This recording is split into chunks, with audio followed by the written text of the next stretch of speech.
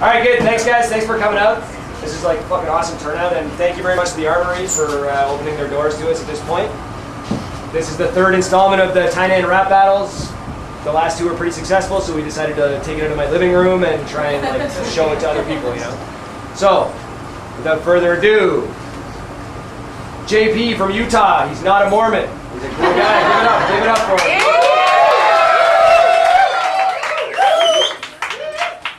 We got Graham from Scotland.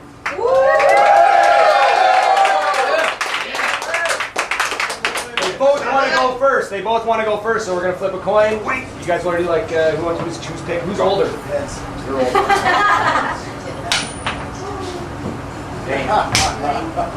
Heads. All right. So it's on JP. We don't really have like super set time limits. It's like, you know, around 2 minutes ish, but nobody's gonna time, so just do your thing. You got clocks, turn them off. Let me give you a moment to relax, dude. Let me give you a compliment. That last battle you had was kind of cool. It was an accomplishment. But I gotta admit, the judges fucked up. Especially because I was one of those dumb fucks. And quite drunk, too. And Lucas, just being a shite cunt, shite at everything he does and a shite actor, too. We voted against him and we gave it to you. And that's just dumb luck. But who gives a fuck? I don't give a fuck that this dunce won because 3 drunk judges juggled him up and then judged like fumbling nunchucks and never hitting themselves in the nuts once. I mean, what a fucking coincidence. Now since I'm battling you, I guess those nunchucks done must have fucked up and hit me smack dab in the family jewels. I mean, it's really ironic. It feels like I'm on an island and I'm on it with an annoying little leprechaun who's going spastic like he's on some shit. And now that I'm injured and I'm on the ground, he'll have an array of dishes to say as he circles around. What will he say? JP, you're hardly gay, in a deplorable way. And everything from Salt Lake City is shitty, and you want a big leg. But now you're starting to see the fallacies in this Scottish MC. He'll try and diss me on some astronomy. But based on his history and his current mental psychology, I'll use some mathematics and mix it with some astronomy and detect the direct trajectory of where him and his kin be immediately, repeating, impedingly, pumping out siblings I will be, impeding his family proceedings, deleting all of those rotten seedlings, separating the centipede, calculating the destiny of this insect MC to be directly injected indefinitely into a designated area of negative infamy. I mean, it's the age of Aquarius, and there's nothing scarier than the waters washing him ashore. I find it fucking hilarious as I travel from star to star, practicing the art of war. I'll arrive on his planet with my lightsaber brand is slashing through his layer of horrors. I've already planned it. My lightsaber will be savoring his Princess Leia while I'm laughing. I'll be leaving sperm spores and metaphors all over her labias or Majora and Minora clapping. Louder than 10,000, but fuck that, 10 million Italian women slapping spatulas. It'll sound louder than a standing ovation the way that my photon blaster will clap you. It's pointed straight at Graham, man, and I'm a loose cannon. I'm Bruce Banner, and if he pisses me off, I'm gonna go Hulk and land on his planet like a green typhoon and fuck him up like a green typhoon with bad manners, motherfucker. Fuck.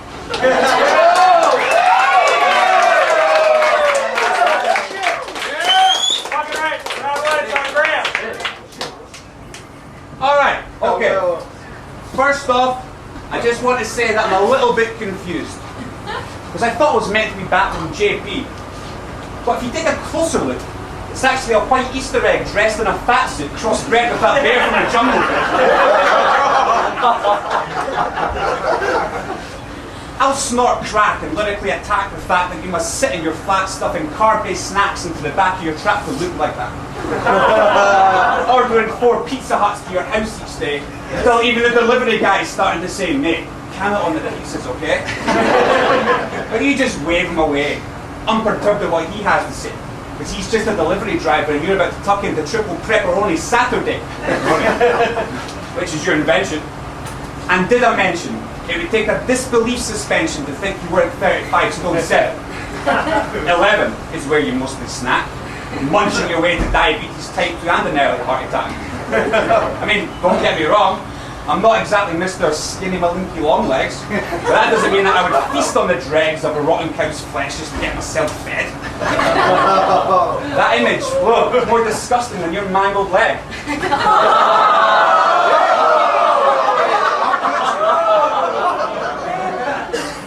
And coupled with the balding nature of your hairless head, Makes me want to puke my fucking guts up until I'm dead. Hang myself up the side of a 4-story ledge and pay someone to squeeze the rope until my saliva turns red.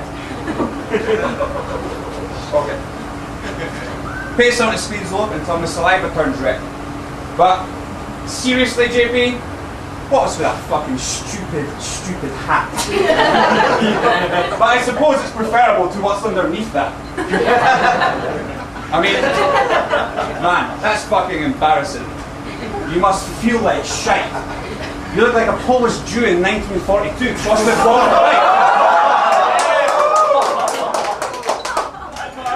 Anyway, fuck it. That's my first verse done. Let's hear some more from this pensioner cunt.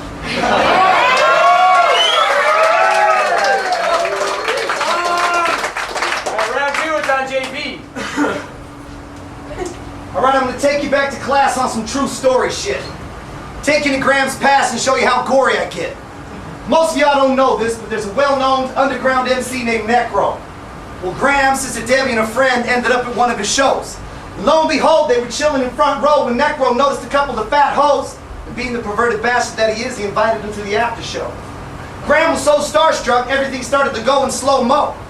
Went backstage, walked past the mirror, forgot he was wearing his gay pride earring inside of his ear. His head flipped up and he caught a reflection. An apparition of a rainbow appeared. He totally missed the part where Necro was shouting in his ear, "No queers, no bros, you little leprechaun, there's no gold, so go the fuck home." Now his sister Debbie and a friend proceeded to give Necro a couple of sloppy joes. Graham got jealous and rushed up to the dough, got stopped at the dough. He tried to drop a flow, but then he got dropped to the flow. Then a couple of overzealous fellas raged on this ginger fella. Like a felon in prison, he was trapped in a cage and turned into a Cinderella. Then they opened his ass up whiter than a motherfucking umbrella. Now that's how this story goes too. There ain't no rainbow, there's no pot of gold.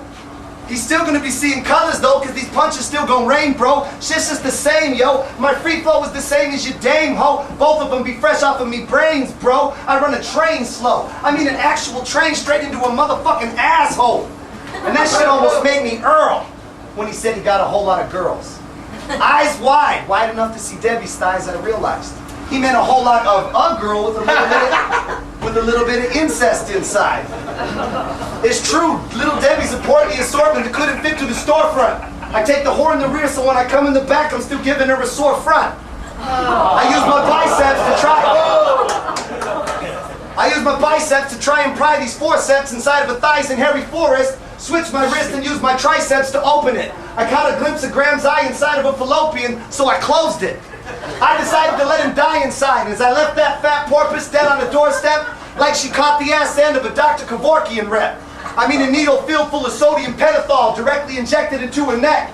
This is a battle, so you get no respect at all. And I want the crowd to truly ask me, did I mean any of it? Yeah, motherfucker, I meant it all.